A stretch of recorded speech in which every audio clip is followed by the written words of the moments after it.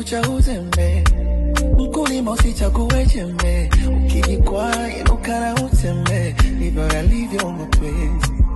Ukiendekeza mawazo neza ukala sembe, hivi unajua wangapi wako milembe, ukipenda usiote mapembe, yazoe mapenzi. Don't be so emotional, don't take too personal.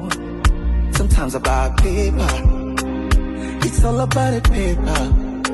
Don't be so emotional, don't take too personal. You can try again later, you can find even better.